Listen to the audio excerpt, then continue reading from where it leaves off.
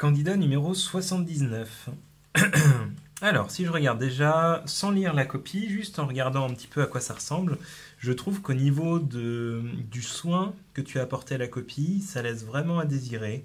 Je pense que tu aurais pu t'améliorer. Déjà commencer ici avec plein de ratures, sauter là par exemple. Tu as écrit à peu près sur les lignes et là tu m'as sauté une ligne au milieu de ta phrase. Je vois pas vraiment l'intérêt. J'ai l'impression que c'est lisible, d'accord, on verra au fur et à mesure, mais j'ai pas l'impression que je vais avoir du mal à te déchiffrer. Par contre, elle n'est pas très agréable à lire. Donc je t'encourage à faire des efforts là-dessus. Puisque je te rappelle qu'il y a 10 points qui sont accordés pour la maîtrise du français, la présentation et la qualité de la rédaction.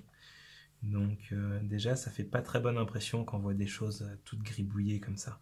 Si jamais tu vois que tu as fait une erreur, je t'encourage à prendre une règle et faire juste un trait dessus. Alors si c'est un gros paragraphe à rayer, tu fais un trait en diagonale. Si c'est 3 mots comme ça, tu fais un petit trait horizontal et tu reprends la suite, ça sera beaucoup plus propre. Alors, on va regarder en détail maintenant. Donc tu me fais une soustraction pour trouver une longueur, tu m'écris cette longueur avec l'unité, ensuite tu me fais la division. Ici j'aurais bien aimé que tu m'écrives ce que c'était, dire que c'était QK divisé par PQ. Ça aurait été un petit peu plus clair, donc ça fait 0,018, les feux de croisement sont bien réglés. Ok, donc là j'ai tous les éléments qu'il me faut. Au niveau de la présentation, ça aurait été bien ici de faire un retour à... Non, ici, tu peux le faire sur une seule ligne. Ici, de penser à écrire la fraction. Et là, de faire un retour à la ligne, d'accord? Ton calcul sur une ligne, ta conclusion sur une autre ligne. Ça aurait été un petit peu plus clair. Pour autant, je vais te mettre tes 4 points, parce que tu as bien fait le raisonnement. C'est dans les 10 points de la fin que ça sera un petit peu pénalisé, ce petit manque de clarté et le fait de ne pas avoir écrit la fraction en lettres. Ensuite, deuxième exercice, la marée atteint le quart à la moitié de la 3e heure. Non, je ne suis pas d'accord. Je ne suis pas d'accord, je t'encourage à aller voir la correction, c'est pas ça la bonne réponse. Il fallait voir que 1 quart c'était égal à 3/12. Et donc 3/12 c'était la première heure plus la 2e heure. Donc ça veut dire qu'il fallait 2 heures pour que ça atteigne le quart. Et alors là, tu ne récupères aucun point, mais tu aurais pu en récupérer si par exemple, je ne sais pas si tu as fait ce calcul dans ta tête, mais si tu l'as fait, il fallait l'écrire pour que je puisse le corriger. Enfin, le corriger et surtout le valoriser. C'est-à-dire, si tu m'avais écrit ça, déjà tu aurais récupéré 1 ou 2 points. Exercice 3. Oui, nous pouvons utiliser des carreaux de 10 cm de côté, parce que 10 fois 24, ça fait 240. Ça, c'est vrai. Donc ça marche pour 240, est-ce que ça marche pour 360 ? Donc ça aurait été une bonne idée de le vérifier.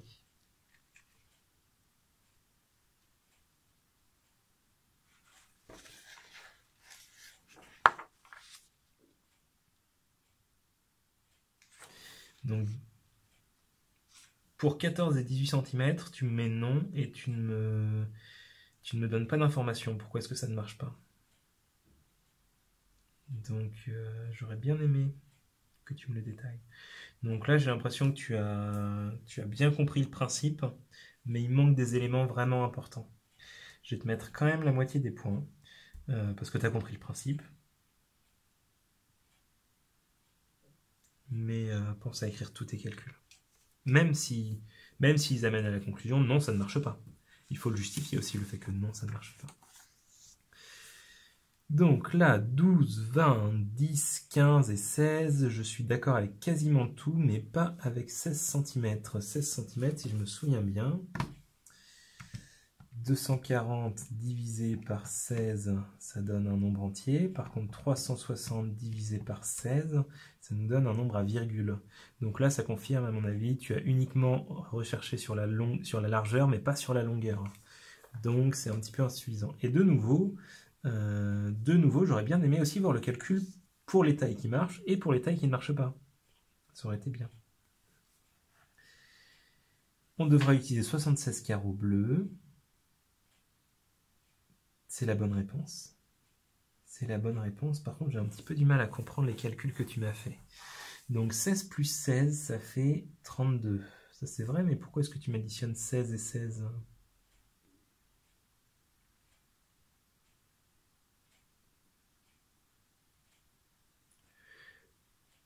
D'accord, je comprends. 16, c'est le nombre de carreaux dans la largeur. 24, c'est le nombre de carreaux dans la longueur. Donc ça, c'est le nombre de carreaux en tout dans les deux largeurs. Le nombre de carreaux en tout dans les deux longueurs.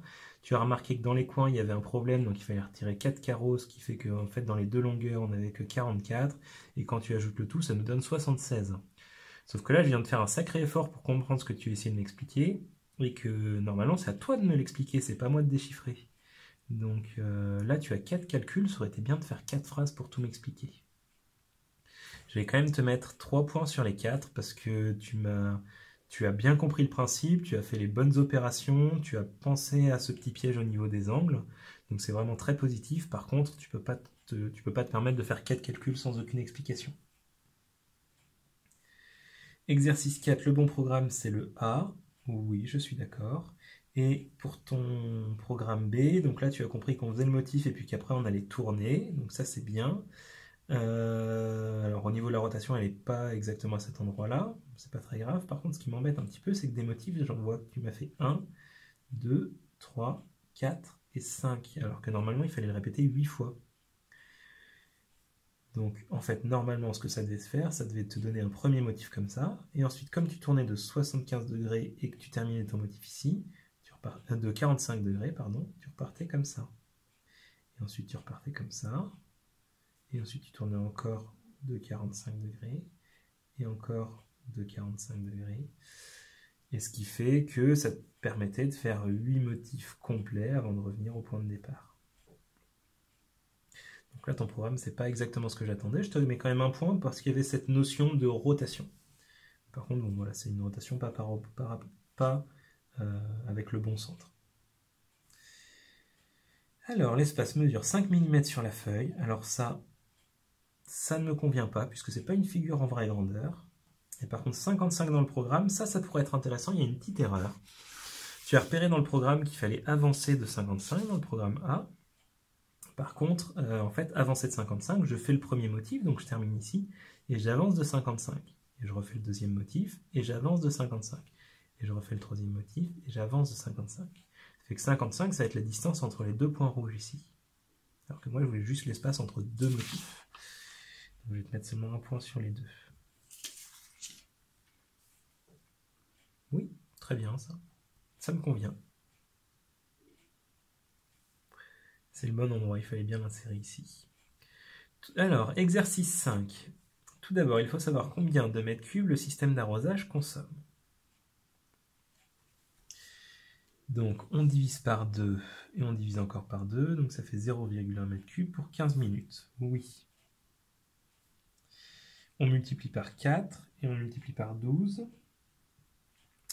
Par 4 puisqu'il y a 4 arroseurs, par 12 puisqu'il y a 12 systèmes d'arrosage, enfin 12, je ne sais plus comment on les a appelés, bref, peu importe. 12 groupes d'arroseurs, on va dire. On sait maintenant que le système d'arrosage consomme 4,8 m3 pendant 15 minutes. Ça, tu vois, c'est super. Tu n'as pas tout à fait respecté le fait qu'il y ait une phrase par réponse. Ça, c'est pas vraiment une phrase, mais pour autant, j'arrive bien à comprendre ce que tu me fais. Et ça, ces deux lignes, elles sont super bien. Donc, 4,8. Attention, ici, je sais pas trop si c'est un 4 ou un 7, ça. Bon, je regarde au-dessus, je vois bien que c'est un 4. Donc, tu multiplies par 2. Pourquoi tu multiplies par 2? D'accord, par jour, puisqu'on arrose 2 fois par jour. Donc, ça fait 9600 litres par jour. Tu multiplies par 31, ça nous donne cette réponse qui est la bonne réponse.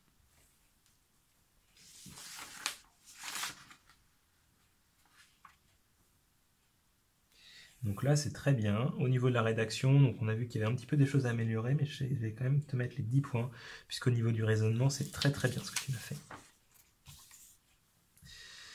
La fréquence cardiaque est entre 50 et 60 battements par minute. C'est vrai, mais c'est pas assez précis cette histoire. Entre 50 et 60, ça fait beaucoup d'écart. Moi, j'aurais voulu... Là, on pouvait quand même dire que c'était à peu près à 52. Alors, je suis d'accord, on ne peut pas être super précis. C'est-à-dire que si la bonne réponse est 52. Si tu m'avais mis 51 ou si tu m'avais mis 53, j'aurais accepté. Par contre, entre 50 et 60, ça manque vraiment de précision. Donc pour ça, cette question, elle était notée sur 4 points. Je vais pouvoir te mettre sur ces 4 points, je vais te mettre 2 points sur les 4. puisque tu as quand même cherché au bon endroit. Le maximum, 160 battements par minute, c'est complètement la bonne réponse. La course a duré 53 minutes. Alors, 10 plus 10 plus 10 plus 10 plus 10 plus 3 égale 53. J'ai un petit peu du mal à voir comment est-ce que tu m'as fait ce calcul.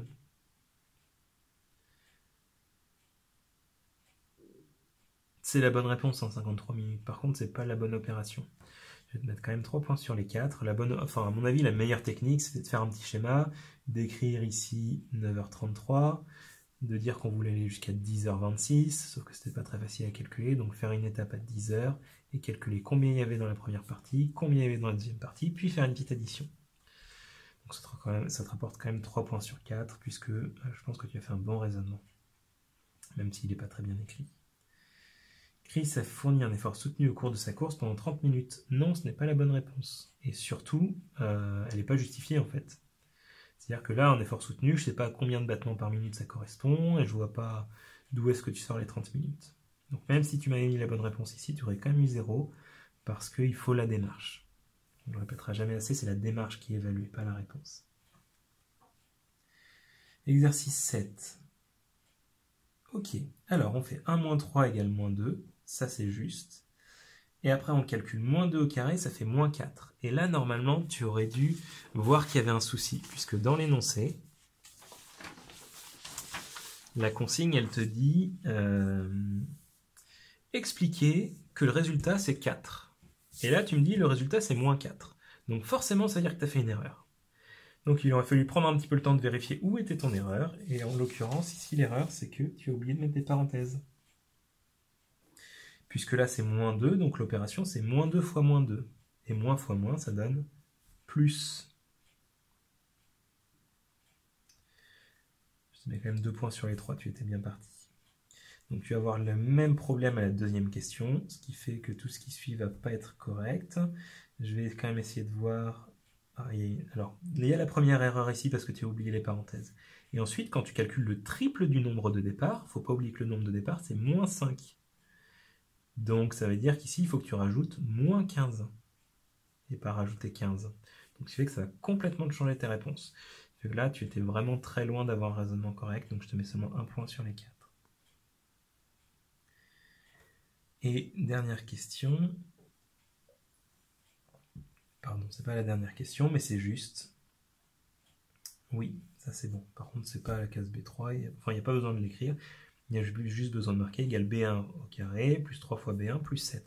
Ça, c'est vraiment bien au niveau du tableur. Je vois que tu maîtrises. Question A, tu m'écris que x est égal à 2. C'est pas vraiment ce qu'on te demandait ici. En fait, il faut bien que tu lises la question. On te disait montrer que le résultat, c'est ça. Donc, c'est-à-dire que tu n'as pas le droit de t'en servir de cette formule. Normalement, tu devais faire comme si tu ne la connaissais pas. Commence à faire tes calculs. Donc là, il fallait choisir un nombre, soustraire 3, calculer le carré de ça. Donc, ça, c'était ton point de départ qui était donné dans l'énoncé ici. Ensuite, il fallait que tu fasses tes calculs. Et à la fin, normalement, si tout se passait bien dans tes calculs, tu arrives à trouver x au carré moins 6x plus 9. Et à ce moment-là, tu pouvais dire, ah ben, effectivement, j'ai raison puisque ça correspond à ce qui était annoncé. Mais là, tu as pris un petit peu le problème en sens inverse, donc ça ne te rapporte pas de points. Ensuite, j'arrive en bas de la feuille et je ne trouve pas la suite. Donc j'imagine que c'est que tu n'as pas eu le temps de le faire. Mais ce qui serait bien, et notamment il faut absolument y penser le jour du brevet, c'est numéroter tes pages. Comme ça, une fois que le correcteur il arrive au bout, si jamais il y a une feuille qui s'est séparée et qui manque, eh bien il va tout de suite le voir. Il va voir ici, ça s'arrête à 4 sur 6, il va dire, bah, elles sont où les pages 5 ou 6 ? Et il va la chercher, et il va la retrouver. Donc, au niveau des 10 points de présentation, français, rédaction, on a dit donc qu'il y avait des petits soucis, il manquait quelques petites phrases par-ci par-là. Il y avait un problème au niveau du soin apporté à la copie, c'est pas vraiment, c'est pas irréprochable. Au niveau du français, il y a pas mal de problèmes d'accords, de pluriels. Donc fais attention à ça. Ça va te coûter des points, ça. Je vais quand même te mettre...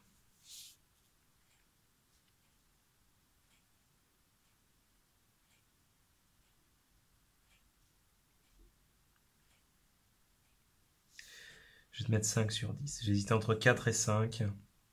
Ce qui m'a motivé à te mettre 5 plutôt que 4, c'est le fait que tu aies fait l'effort de me faire des phrases régulièrement et que voilà, tu as fait cet effort-là. Mais fais attention, ça c'est vraiment en fonction du correcteur. Une copie comme ça, tu peux obtenir une note inférieure à 5 à ce niveau-là. Donc si on fait le calcul, ça nous fait 13, 15, 17, 27, 27, 32, 35, 38, 42, 42, 42, 47. On va vérifier ça.